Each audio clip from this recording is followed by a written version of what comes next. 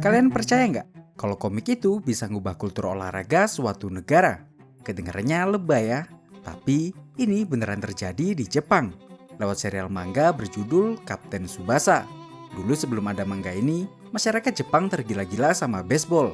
Tapi gara-gara Kapten Tsubasa, anak-anak di Jepang berbondong-bondong datang ke SSB, lahirin liga profesional J-League, sampai bikin timnas Jepang jadi langganan masuk Piala Dunia. Gak sampai situ doang.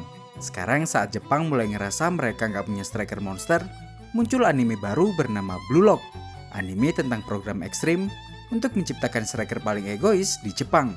Dan gilanya, beberapa hari yang lalu, Japan Football Association alias PSSI-nya Jepang baru aja ngumumin program Future Camp untuk mencari striker muda terbaik Jepang. Konsep yang mirip banget sama Blue Lock. Jadi pertanyaannya sekarang, gimana caranya industri manga dan anime bisa mempengaruhi kultur sepak bola sebuah negara? Yuk kita bahas di Room 49.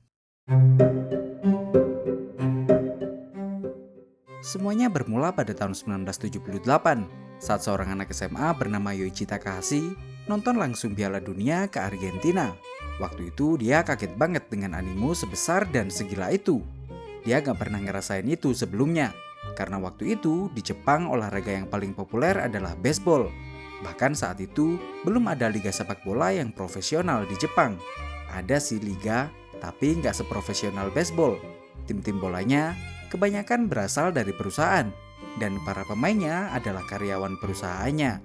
Tapi meskipun demikian, masalah-masalah ini ternyata nggak berhentiin kekaguman Yoichi Takahashi terhadap sepak bola. Ia justru semakin tertantang dan bermimpi, gimana ya caranya agar Jepang bisa masuk Piala Dunia?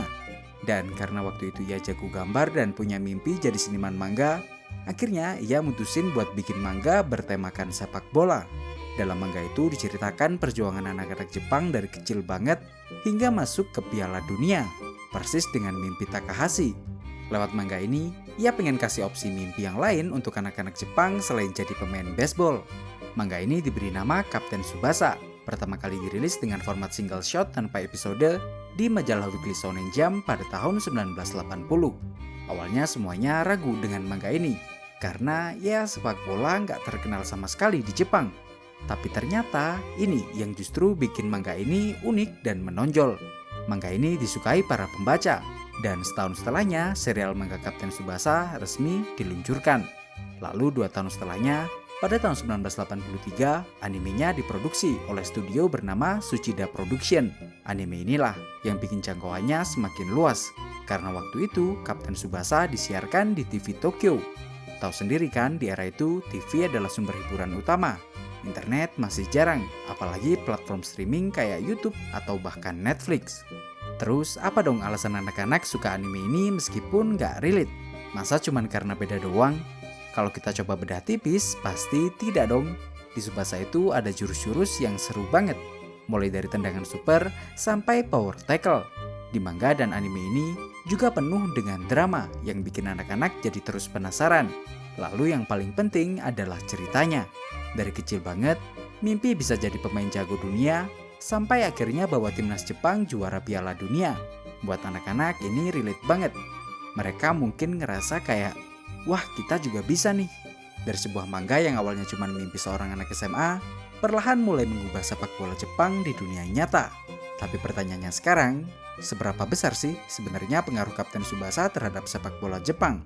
Yuk kita bahas di chapter selanjutnya.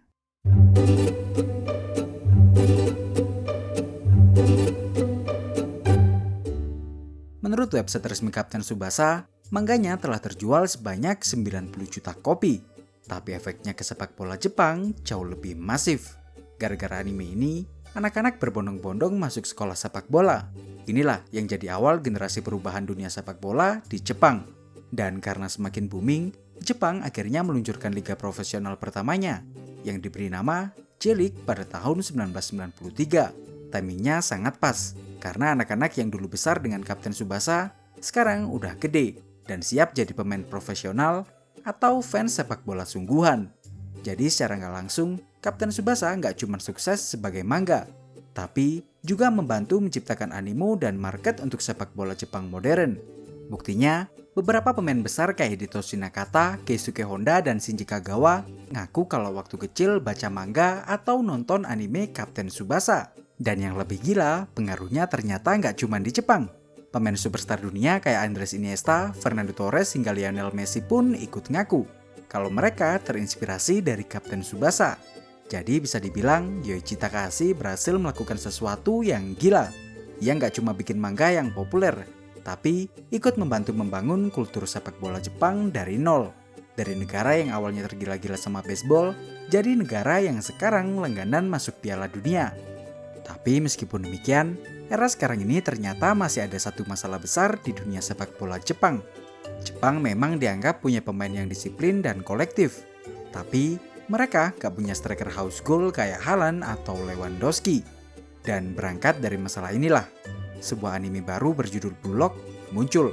Sebuah anime yang berisi program pencarian striker paling egois di Jepang. Lewat anime ini, harapan agar bisa mengubah kultur striker Jepang muncul. Dan yang lebih gila, programnya sedang diaplikasikan di dunia nyata oleh JFA. Apa itu Blue Lock? Dan apa alasan JFA mau meniru program yang ada di anime ini? Yuk kita bahas di chapter selanjutnya.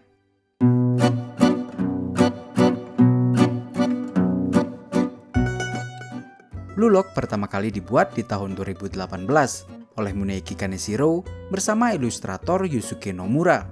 Sama kayak Kapten Tsubasa, format Blue Lock itu awalnya manga yang diterbitkan di Weekly Shonen Magazine. Tapi meskipun demikian, filosofi Blue Lock sangat berbeda dengan Kapten Tsubasa. Kalau di Kapten Tsubasa, anak-anak diajarin disiplin teamwork yang tinggi, di Blue Lock anak-anak diajari buat jadi egois. Menurut Kaneshiro, sepak bola Jepang terlalu menekankan teamwork dan harmoni, sampai-sampai para striker Jepang kehilangan ego mereka. Makanya, Jepang gak pernah punya striker house goal kayak Haaland dan Lewandowski. Manga ini menceritakan tentang ratusan striker muda Jepang yang dikumpulkan di satu fasilitas super ekstrim bernama Blue Lock untuk mencari siapa striker paling house goal dan paling egois di Jepang. Yang kalah langsung dieliminasi dan kehilangan kesempatan untuk masuk tim nasional. Awalnya konsep ini dianggap aneh dan terlalu berlebihan, tapi ternyata Blue Lock malah meledak. Manganya laku keras. Lalu mereka bikin versi animenya yang tayang pada tahun 2022. Popularitasnya makin gila setelah Jepang tampil mengejutkan di Piala Dunia tahun 2022 dengan ngalahin Jerman dan Spanyol. Banyak fans mulai merasa kalau mentalitas sepak bola Jepang telah berubah.